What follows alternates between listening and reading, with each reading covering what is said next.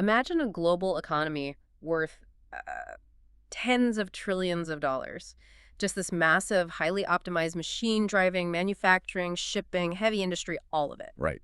The whole global engine. Exactly. Now, consider that the heartbeat of this entire intricate system relies almost entirely on a single, highly vulnerable strip of water, and it's just 30 kilometers wide. It's almost hard to wrap your head around when you look at a map. It really is. For anyone tracking global markets or, geopolitical architecture, the Strait of Hormuz is the ultimate bottleneck. So our mission for this deep dive is to dissect exactly why this specific geographic choke point holds such disproportionate leverage over you, the listener, over your daily life, and the global economy. And how a crisis in this narrow corridor dictates market realities, inflation curves, and, well, industrial output across the board. Right. To anchor our analysis today, we are examining an extensive report plus a very critical breaking news update from the Italian commodity intelligence platform, Rari. Yeah, written by Joseph Picone. Yes, Joseph Picone.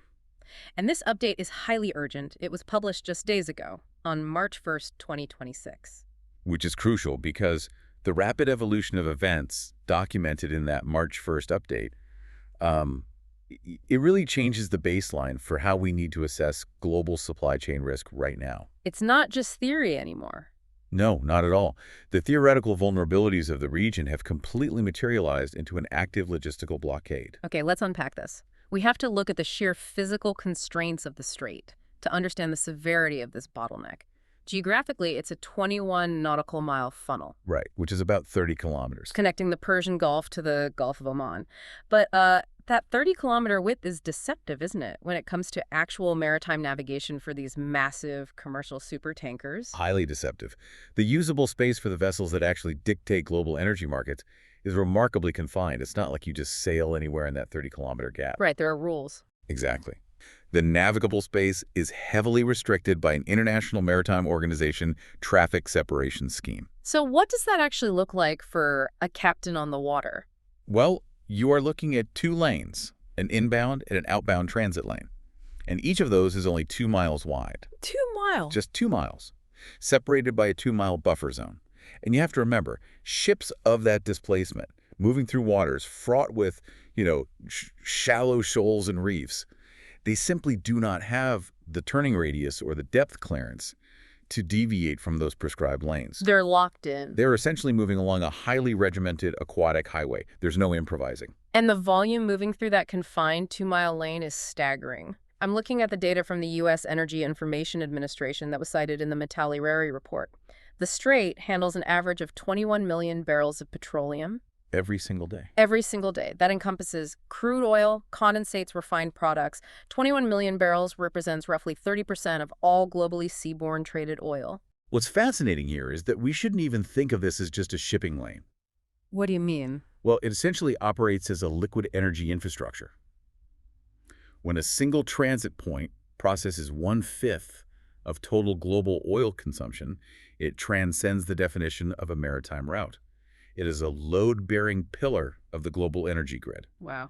Yeah, that puts it in perspective. And we also have to factor in the natural gas component. The report points out that the strait is responsible for the transit of over 1/4 of the global liquefied natural gas trade. Mostly from Qatar, right? Predominantly, yes. Driven by massive export volumes originating from Qatar. So having that density of global energy reliant on a passage governed by a 2-mile-wide shipping lane creates immense structural fragility. Absolutely. And that structural fragility brings us directly to the geopolitical chessboard and the actors positioned along those shores. We have Iran controlling the entire northern coastline. Right. And the Sultanate of Oman situated to the south on the Arabian Peninsula. And Iran's geographical advantage in the north is amplified by their control over several strategic islands that physically overlook those highly confined IMO transit lanes. They have a front row seat. Exactly. And because of this proximity, their military doctrine in the strait is heavily asymmetric. They do not deploy a traditional blue water navy of, large destroyers to project power. They don't need to. No. The doctrine is optimized for the geography.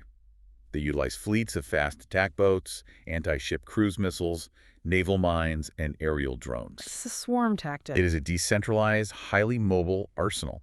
and it's designed to exploit the exact lack of maneuverability that those massive commercial tankers face in those narrow channels. The counterbalance to that asymmetric capability is the United States naval presence in the broader Gulf, centralized primarily out of Bahrain, and that functions fundamentally as a deterrent force. Yes. While Oman, meanwhile, operates from a position of equilibrium, they frequently serve as a silent mediator to manage the constant friction between these heavily armed presences. And the core of that friction often revolves around international law. The United Nations Convention on the Law of the Sea recognizes a right of transit passage through international straits. But the interpretation is fiercely contested. Iran routinely attempts to assert wider jurisdictional control over the waters. Whereas Western powers maintain an uncompromising stance on the absolute freedom of navigation as a non-negotiable pillar of global trade. Now, before we proceed into the market impacts of this friction, I want to jump in and be explicitly clear with you, the listener, regarding our handling of these conflicting perspectives. Yes, this is important. We are discussing highly charged military and diplomatic actions involving Iran, Western powers, the United States, and Israel. We are completely impartial in this analysis. Absolutely. We do not endorse any political stances, military actions, or diplomatic claims from any party involved. Right. Our sole mandate for this deep dive is to report the geopolitical and economic realities exactly as they are documented in the Metallurary source material. We are analyzing the mechanics of the market, not adjudicating the politics. Well said. So, looking at the destination of those 21 million barrels, who is actually buying this? The primary off-takers are the major Asian manufacturing economies: China, India, Japan, and South Korea. And that energy flowing through the strait is the direct fuel for the heavy industry and manufacturing sectors in those specific nations. Which means you care about this even if you don't live in Asia. Precisely. The dependency of the Asian industrial base on this specific supply route means a disruption is never localized. An interruption in the Strait of Hormuz immediately recalibrates industrial production costs globally. It's a domino effect. Yes. When factories in China or Japan face immediate supply constraints or drastically elevated energy costs, that inflation is instantly exported worldwide. It alters the cost basis for petrochemicals, steel production, heavy manufacturing, and global logistics. The natural assumption when facing a bottleneck of this magnitude is that modern infrastructure must have developed some kind of redundancy. Can't we just bypass it? The Metallurary report does detail alternative pipeline routes designed to bypass the strait entirely. It does. Saudi Arabia operates the East-West pipeline, moving crude across the Arabian Peninsula to the Red Sea. Okay, that's one. And the United Arab Emirates utilizes the Habshan-Fujairah pipeline to reach the Gulf of Oman. But there's a catch. A massive catch. The critical limitation of those alternatives is nameplate capacity. The combined maximum throughput of those bypass pipelines covers only a fraction of the 21 million barrels that clear the strait by sea. So it's a drop in the bucket. Relatively speaking, yes. The infrastructure simply does not exist to absorb a full maritime blockade. Furthermore, for major producers like Kuwait and Qatar, there are essentially zero large-scale pipeline alternatives. They are geographically locked in. Fully locked in. If maritime transit ceases, their primary energy exports are effectively stranded at the port. Here's where it gets really interesting, because the vulnerability of this choke point is not a theoretical model. The Metallurary piece details a long documented history of this exact physical space breaking down under geopolitical stress. And we can trace that back to the later stages of the Iran-Iraq conflict in the 1980s. The 1980s tanker war transformed the Strait of Hormuz into a highly active theater of military confrontation. Right, ships were getting hit. The constant targeting of commercial oil tankers by both sides forced direct intervention, heavily involving the United States Navy to protect the transit lanes. The source highlights 1988 as a particularly volatile boiling point. That led to Operation Praying Mantis. Right? Exactly. Operation Praying Mantis was an intense, large-scale American naval service engagement directly within the Gulf, following a mine strike on a U.S. warship.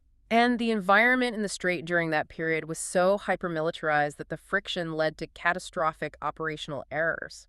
The report notes that just months after Operation Praying Mantis, the severe military tension and compressed geography contributed to the tragic downing of civilian airliner Iran Air Flight 655 by a U.S. surface-to-air missile. It shows that the margin for error in a 30-kilometer corridor crowded with warships and commercial traffic is practically zero. And this isn't just ancient history. No, we saw that same lack of margin during the modern sanctions era from 2019 to 2024. The strait became a continuous flashpoint for retaliatory tactics tied directly to the international sanctions regime. That's where those asymmetric tactics really came into play again. Very much so. The asymmetric doctrine we discussed earlier was highly active during this window. We tracked multiple physical seizures of commercial oil tankers by naval forces. We saw a series of covert attacks utilizing magnetic limpet mines attached directly to the hulls of tankers navigating the waters. Just a sustained campaign of disruption. Yes, and it kept baseline risk premiums permanently elevated. But the escalation curve steepened dramatically in June 2025. According to the source, following a series of targeted strikes on Iranian nuclear infrastructure involving Israel and the United States, Tehran shifted from asymmetric harassment to explicitly threatening a total closure of the Strait of Hormuz. The speed at which the commodities markets reacted was violent. Brent crude oil spiked by 10% in a matter of days. It neared $85 a barrel purely on the threat of a blockade. And the financial sector's response to that June 2025 threat illustrates the severity of the bottleneck. Major investment banks immediately began running stress test models for their clients. What did the models show? Their projections indicated that a prolonged physical closure of the strait would swiftly drive oil to triple-digit prices. We're talking sustaining well over $100 a barrel and triggering a cascading global recessionary environment. Which brings us to the breaking news. We are now moving past the modeling phase and into the immediate reality of the March 2026 crisis. The update from just a few days ago. Yes, the Matali-Rari report update from March 1st confirms that the theoretical worst-case scenario is actively unfolding. Following American and Israeli missile strikes on Iran, Iran has officially declared the Strait of Hormuz closed. And the immediate operational result is that commercial oil transport traffic through the strait has drastically plummeted. Basically to zero. Essentially, yes. The physical halt in traffic is being enforced by a complete collapse in the maritime insurance market. The source notes that brokers speaking to the Financial Times confirmed companies providing war risk insurance have begun issuing cancellation notices. They're pulling the policies for vessels attempting to transit the strait. Right. And even for operators willing to accept the physical risk, the financial liability makes the journey impossible. Without war risk coverage, the cargo simply cannot move. Are any policies still being written? For the very few still being written, the report states that premiums are expected to skyrocket by up to 50% in the immediate future. That destroys any commercial viability for the transit. If we connect this to the bigger picture, the immediate paralysis of the strait is already generating massive shockwaves far beyond crude oil. It is violently disrupting the global metals market. The aluminum market is providing a real-time case study of how deeply interconnected global commodities are to this single waterway. And this is based on the March 1st update. Yes, Alba, the massive aluminum producer located in Bahrain, has officially declared force majeure. The inability to secure raw materials or guarantee export transit has instantly sidelined one of the region's largest industrial operations.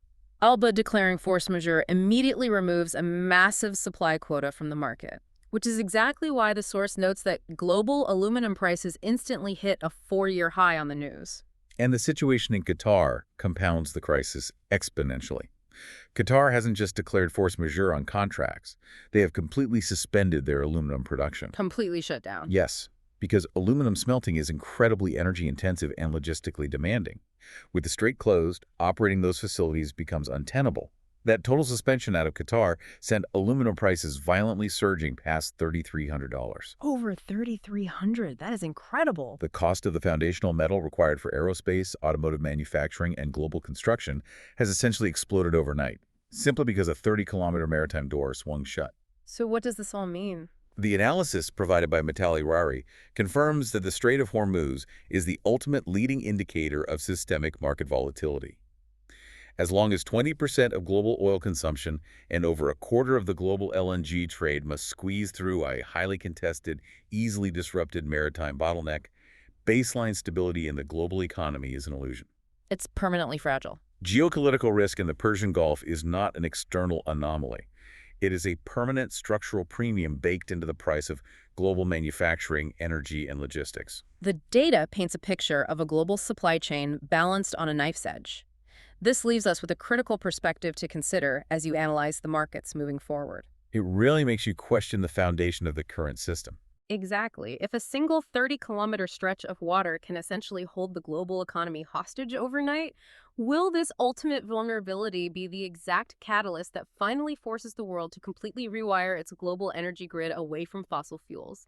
Is the greatest push for alternative energy not going to come from climate policy, but from the sheer geographic fragility of oil? Think about it. Thank you so much for joining us on this deep dive. Stay curious and keep questioning the world around you.